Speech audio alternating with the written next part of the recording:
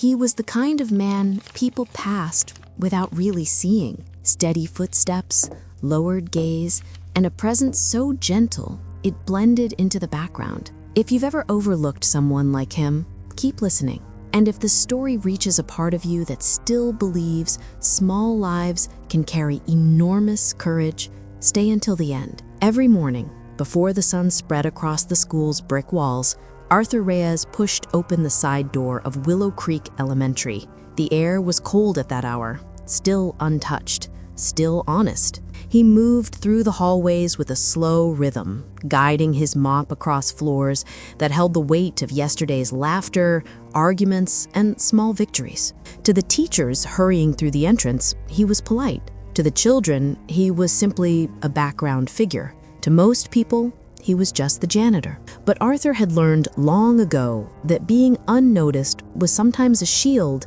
and sometimes a wound. What no one knew was what he did with the hours after the last student left the building. When the school grew silent and the lights dimmed, he slipped into a storage room that barely fit a chair and an old filing cabinet. The metal drawers stuck, the edges were bent, and the lock didn't work anymore. Inside it were small indexed cards, one for every child he had quietly chosen to help. He wrote their names with deliberate strokes, adding tiny notes only he would ever understand. Needs books, needs shoes, needs a chance. He had known each of those needs himself. Decades earlier, Arthur had been an engineer with a stable career, a family he adored, and a future that looked certain. Then life folded inward. An accident, medical debt, and months of impossible expenses took apart everything he'd built. He watched his marriage dissolve under the weight of fear neither of them knew how to name. He watched his son's dreams dim because he could no longer afford the opportunities he once promised. And then came the night that changed everything. The night he replayed in his mind every time he wrote a new card in the drawer.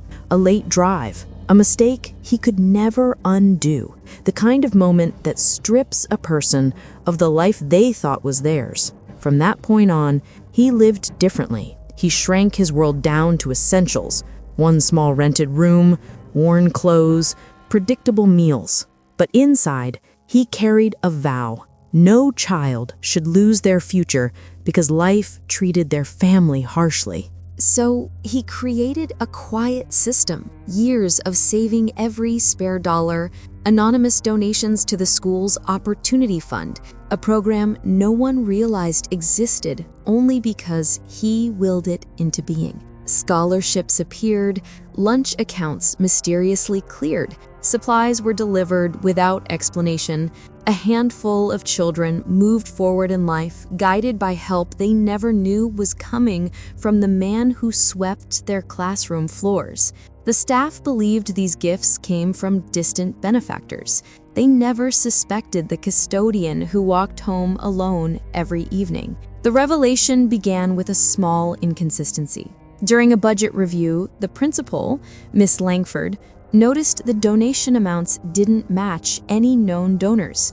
The pattern was unusual, consistent, increasing, remarkably disciplined. She asked questions. She followed the paper trail, and eventually, she found what Arthur had forgotten: an outdated form with his name written lightly in the corner. When she approached him one afternoon, Arthur didn't try to deny it. He simply listened as she explained what she had discovered, his hands folded in front of him, his eyes steady. When she asked why, he answered with a line he had repeated to himself for years: "You don't need wealth to change a life. You just need a reason." She offered to honor him publicly. He refused without hesitation. He had lived too long in the space between regret and responsibility to seek recognition now.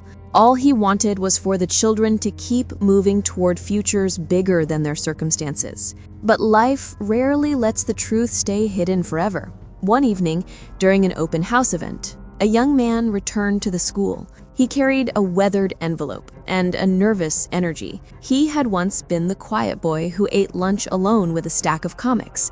Now he was an adult, studying architecture, a path he might never have taken without the anonymous support he'd received years earlier. He handed Arthur the envelope. Inside was a letter Arthur had written long ago, unsigned, encouraging the boy to keep drawing, keep imagining, keep believing. The handwriting was distinctive. Recognition hit instantly. The young man spoke softly, grateful and emotional, not realizing the microphone used for announcements was still on. His words traveled through the gym, through the hallways, through the entire gathering of families and teachers. In seconds, the secret Arthur had protected for decades stood exposed. For the first time, the school truly saw him. Arthur didn't shrink. He simply stood still, absorbing a truth he had never allowed himself to feel. He had not spent his life cleaning floors. He had been building futures. The silence that followed wasn't awkward. It was full, almost reverent. The community responded not with celebration, but with something deeper, continuation. A scholarship in his name, donations multiplied, former students reached out. The children whose names he once wrote on those little cards now offered help for the next generation.